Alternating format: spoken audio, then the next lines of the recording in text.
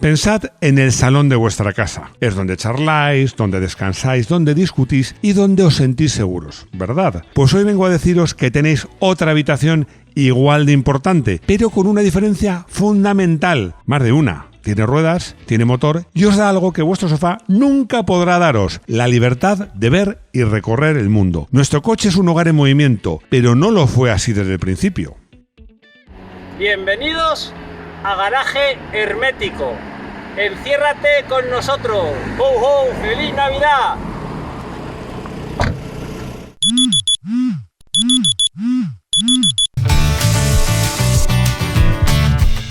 Comenzamos nueva semana de trabajo en Garaje Hermético.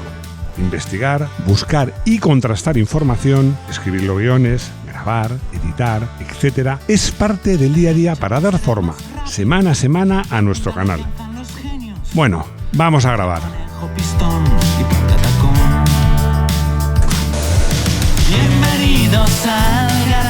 En 6 años hemos hecho más de 1000 vídeos, entrevistas, pruebas de coches, asistido a presentaciones y mucho más, pero tener la suerte de contar con garajistas como vosotros hacen que todo nuestro trabajo y esfuerzo valga la pena.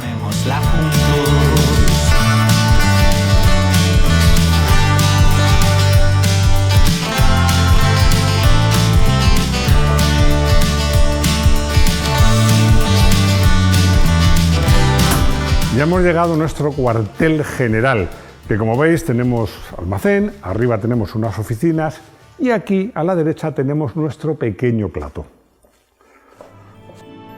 Como veis, me he vestido para la ocasión, incluso con gorrito de Navidad, porque os he invitado aquí a nuestra casa para celebrar juntos las Navidades. Para nosotros, de verdad, el mejor regalo sois vosotros. Todos los seguidores, los miembros, los colaboradores, los amigos, los patrocinadores.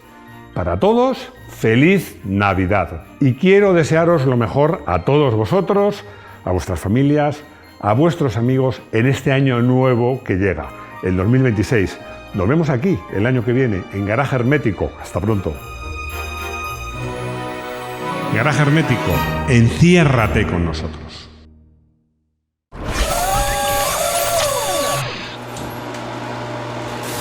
Estamos en Navidad. Es fechas de moverse, de ir a visitar a la familia, de volver a casa o de huir de ella, depende. Y en estos días las carreteras se llenan de unas cápsulas de acero, metal y vidrio llenas de vida. En Garaje Hermético nos gusta hablar de potencia, nos gusta hablar de par motor, de subviraje, de eficiencia térmica, de autonomía de eléctricos. Nos encantan todas esas cosas, pero hoy os propongo cambiar el foco de este vídeo. Quiero que dejemos de mirar lo que hay debajo del capó y miremos lo que hay dentro del habitáculo. El automóvil ha sido, durante el último siglo, el escenario secundario más importante de nuestras vidas. A veces, incluso el primario. ¿Cuántas decisiones vitales se han tomado agarrando un volante? ¿Cuántas confesiones inconfesables se han lanzado mirando al frente sin atreverse a mirar al copiloto? El coche no es una simple máquina de transporte, es una extensión de nuestro espacio vital. Es una habitación móvil con sus propias reglas, su propia acústica y psicología. Y hoy vamos a rendir homenaje a ese espacio, a esa burbuja que nos aísla del frío, del ruido y de los problemas externos y que convierte un trayecto de 500 kilómetros en una terapia familiar o en un concierto privado. Vamos a repasar cómo hemos llegado hasta aquí, desde los carruajes abiertos hasta los salones rodantes de hoy en día, para recordar por qué, pase lo que pase con la tecnología, el interior de un coche siempre será un lugar, en mi opinión, sagrado. Cronología del confort, de la intemperie al salón. Para entender cómo el coche se convirtió en una habitación, tenemos que mirar atrás, porque no siempre fue así. Al principio, no hay que olvidarlo, el coche era una máquina hostil, era ruidoso, olía a gasolina y aceite quemado y te exponía a los elementos. Pero la obsesión humana por llevar el confort que tienes en tu casa a tu coche ha sido una constante a lo largo de los años. Hemos preparado un recorrido cronológico por los hitos que transformaron estas máquinas, como digo al principio hostiles, en verdaderos refugios. 1910-1920, el cerramiento. Los primeros coches eran, en esencia, carros de caballos sin caballos. Ibas al aire libre. Si llovía, te mojabas. Si hacía frío, te congelabas. La popularización de las carrocerías cerradas, como los Forte en su modelo sedán, fue el primer paso. Dejamos de ser aventureros luchando contra el viento para convertirnos en pasajeros protegidos por una carrocería y un cristal. Fue el nacimiento de la intimidad automovilística. 1930, el hito de Motorola. Este es un dato que me gusta mucho y que además he verificado. En 1930, Paul Galvin y su equipo de la Galvin Manufacturing Corporation presentaron la primera radio comercial viable destinada a los automóviles, el modelo 5T71. ¿Y sabéis cómo llamaron a la marca? Motor por el coche y Ola por vitrola. Vitrola es como se llamaban entonces a los gramófonos. Y así nació Motorola. Antes de esto, el viaje era silencioso o simplemente con un ruido de fondo mecánico. Con la radio, el coche se convirtió en una sala de conciertos o en una sala de conferencias. El conductor, aunque fuera solo, ya no estaba solo. El mundo exterior entraba en el habitáculo a través de las ondas.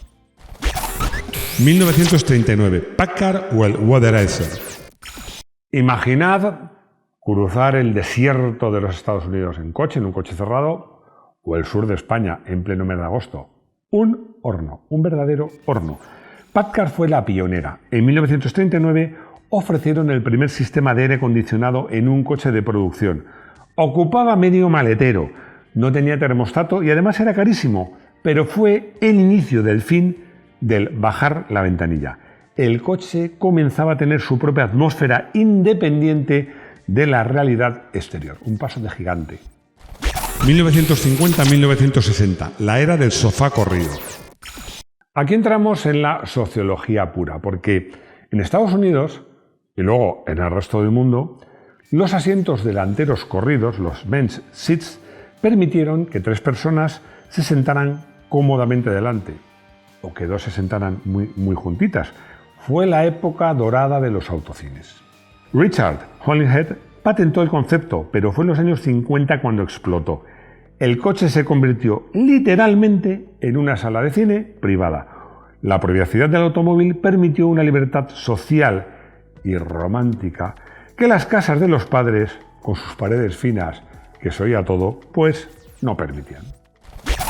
1984, la redefinición del espacio. Llegamos a Europa y a un año clave, 1984, y a un coche clave. Renault lanza la Espace. Hasta entonces los coches eran bajos, con un capó largo y maletero separado. El Espace, y antes de la Espace el Voyager de los Estados Unidos, dijeron: ¿y si en vez de un coche hacemos un salón con motor? Suelo plano, asientos giratorios, mesas.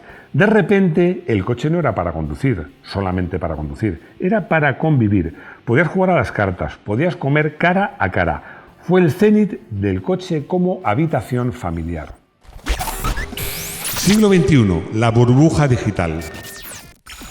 Cristales acústicos o dobles que insonorizan, cancelación de ruido activa, filtros EPA que purifican el aire mejor que los de tu propia casa y conectividad total.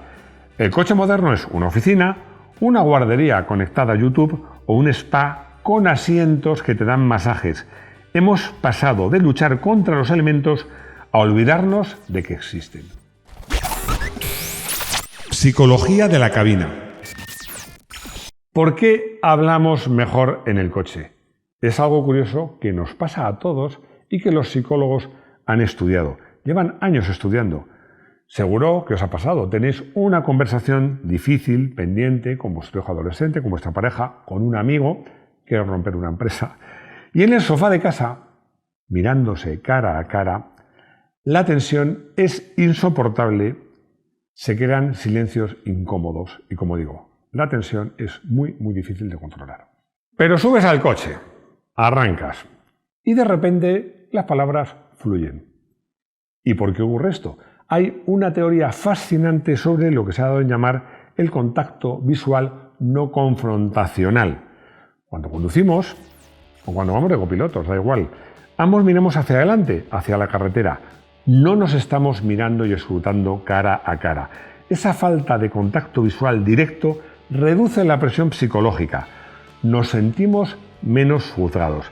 El paisaje que se mueve actúa además como un bálsamo hipnótico que además relaja nuestras defensas. Además, el coche es un tercer espacio. El sociólogo Ray Oldenburg hablaba del primer lugar, el hogar, el segundo lugar, el trabajo, y el tercer lugar, que son cafeterías, parques, digamos sitios neutrales. El coche actúa como ese tercer lugar, pero en movimiento. Es una especie de limbo. Y no olvidemos otro efecto que se ha estudiado que se llama el efecto confesionario. Es un espacio pequeño, cerrado, íntimo. Lo que se dice en el coche queda en el coche. Hemos reído, hemos llorado, hemos gritado dentro de estas máquinas con ruedas. Si los salpicaderos hablaran, tendrían más historias que contar que muchos bares. Diccionario de situaciones. He querido recopilar algunas situaciones que reflejan pequeñas y grandes cosas que convierten a nuestro vehículo en un escenario de nuestra vida. Seguro he elegido unas cuantas, hay más, pero seguro estoy convencido que os identificáis con alguna de ellas. Aburrimiento. Es que antes de las tablets y los móviles, el aburrimiento en el coche, en un viaje largo, era una escuela de vida. Había que buscarse la vida.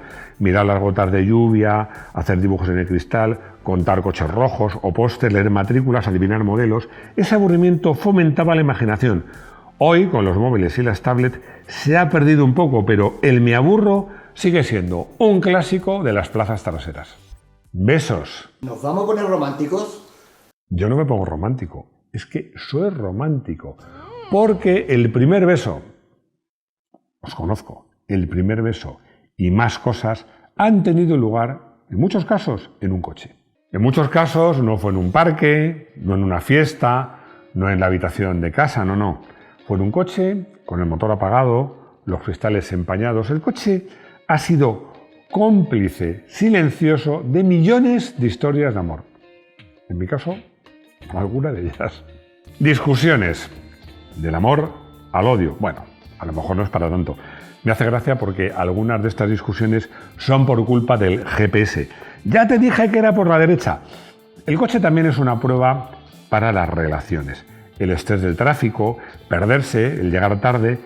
El habitáculo a veces suaviza las emociones y a veces las magnifica. Pero también, os digo una cosa, lo estamos comentando Rodrigo y yo fuera de cámara. Si sois capaces de sobrevivir un viaje de 600 kilómetros perdido y sin aire acondicionado, vuestra relación aguanta lo que venga. Cantar. No hay mejor lugar en el mundo para cantar que un coche. La acústica es magnífica, seca, sin eco y nadie te oye. Bueno, eso crees. Da igual que desafines. Por cierto, es mi truco para cuando me entra sueño y una forma de pasarlo bien cuando viajo, aún hoy, que ellos son mayores, con mis hijos. El pirata cojo de Sabina, cuando voy con mis hijos, es la mejor solución que conozco contra la modorra. Espera. Esas horas esperando a que los niños salgan del colegio o a que tu pareja o tu novia baje de casa, el coche se convierte en una sala de lectura, en un lugar para escuchar música o podcast o simplemente para disfrutar de 5 minutos de tranquilidad y silencio absoluto antes del caos. Independencia, para mí es de las cosas más importantes. Recordad la sensación cuando te sacaste el carnet, la primera vez que cogiste el coche tú solo. Esa sensación de cerrar la puerta, poner música y decir, soy libre, puedo ir a donde quiera. El coche no era una habitación, era vuestro primer apartamento móvil. Mudanzas. A ver, confesad, ¿quién no ha llenado su coche hasta el techo jugando al Tetris con cajas, lámparas y maletas? Ver tu coche cargado con todas tus posesiones terrenales es una imagen potente. Es tu vida comprimida en unos cuantos metros cuadrados de chapa. Siestas, dormir en el coche, cuando vas de pasajero, por supuesto. Es incómodo que se te clava el cinturón en las costillas, tienes la cabeza apoyada contra un cristal que vibra y sin embargo, a veces son siestas muy reparadoras. En los viajes largos hay quien dice que el ronquido del copiloto es casi un sonido reconfortante. Yo creo que para el que conduce no. Vacaciones, lo digo siempre. No solo es el destino, también es el viaje. El olor a crema solar que impregna la tapicería, las paradas en las gasolineras, donde compras casi siempre cosas innecesarias, y en mi caso con mi padre, que le encantaban los mapas, desplegando esos mapas de papel dentro del coche. El coche es el prólogo de la felicidad vacacional. El refugio seguro. Quiero detenerme un momento en una situación que yo creo que nos ha pasado a muchos de nosotros y que yo creo que nos da una idea perfecta de lo que he querido contar en este vídeo. Yo me acuerdo perfectamente, os pido que penséis, los que sois padres, claro, en ese momento en que sales del hospital con tu hijo recién nacido para meterlo en el coche e ir hasta casa. Es un momento que pasan muchas cosas, porque se mezclan la alegría de que ya eres padre, el terror de que pueda pasar algo, porque cuando sales del hospital con un niño que tiene horas o días, el mundo te parece, os lo aseguro, los que sois padres lo entenderéis, algo ruidoso, agresivo, peligroso para esa criatura tan pequeña y tan frágil que tienes entre manos. Ojo, que he dicho con un niño, los hay que tienen gemelos o mellizos, 2 o más, no lo quiero ni pensar.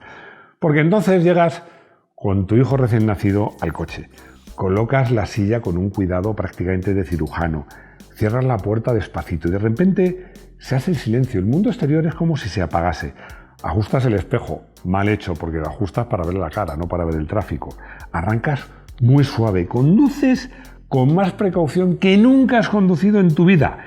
Y en ese trayecto, desde el hospital, si andas del hospital hasta tu casa, el coche se convierte en una cápsula de protección. Y seguramente piensas en los sistemas de seguridad, en el ISOFIX, en los airbags, en las estructuras de deformación programada. Todo eso es ingeniería, sí. Pero desde el punto de vista emocional es la promesa que hacemos a nuestra familia. Aquí dentro, conduciendo yo, no os va a pasar nada malo. Es esa sensación de protección una de las funciones más primitivas, pero a la vez más poderosas que cumple nuestro automóvil.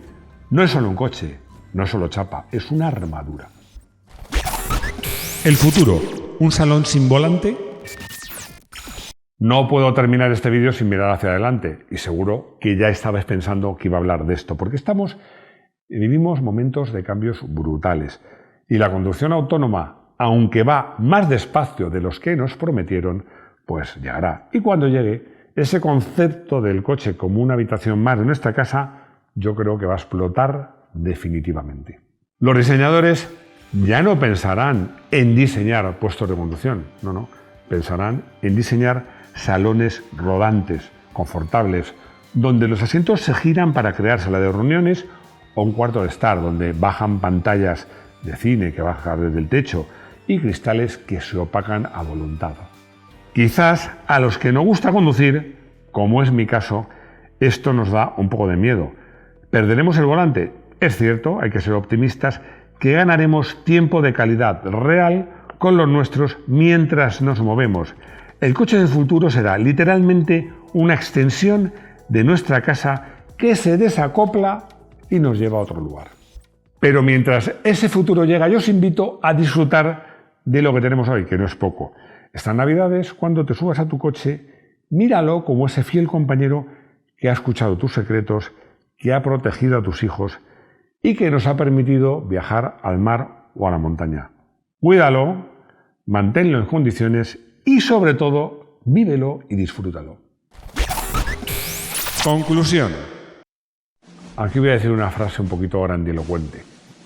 El automóvil trasciende su función mecánica para convertirse en un depositario de nuestra memoria vital. Vaya frase, Rodrigo, ¿te ha gustado?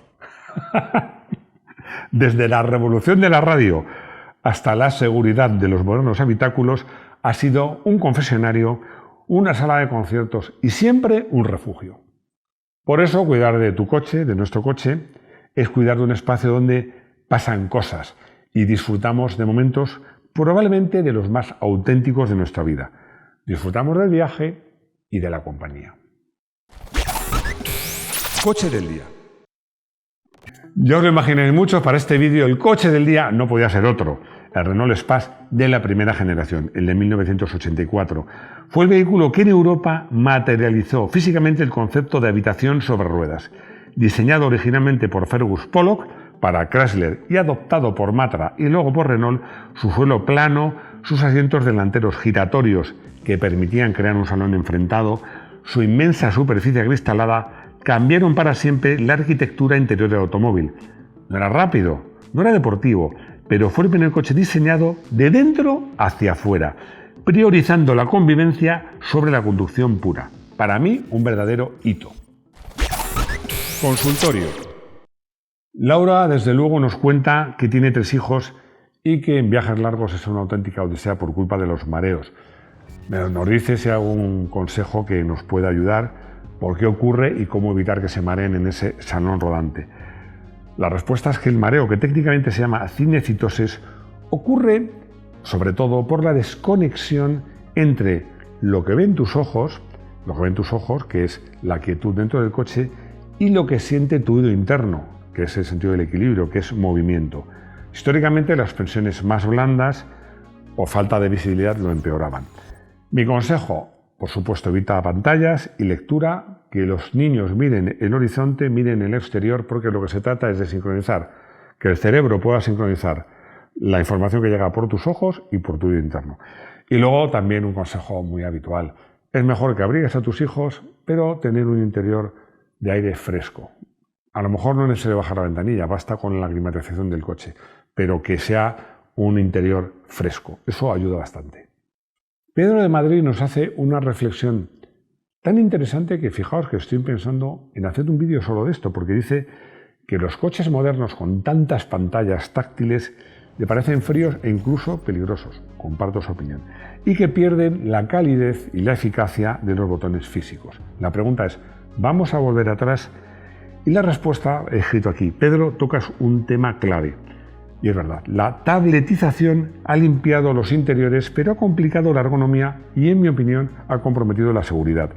Hay una tendencia actual que se llama Phygital, la suma de físico y digital, donde marcas como Mazda, también Volkswagen, están recuperando los botones físicos para cosas más habituales de uso, como la climatización o el volumen.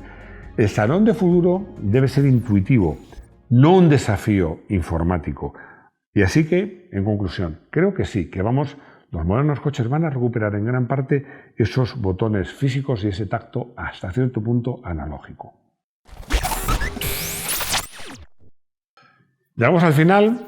Bueno, es un vídeo un poco de Navidad, pero que tenía ganas de hacer, porque es verdad que para mí el coche ha sido siempre mi segunda casa y a veces la primera. Espero que os haya gustado el vídeo, espero vuestros comentarios. Gracias por suscribiros, si no lo habéis hecho ya es hora, por compartir el vídeo, por comentar, por darnos vuestros likes, por haceros miembros y ayudarnos. Y lo más importante, que espero veros de nuevo aquí, en nuestro garaje hermético. Hasta pronto.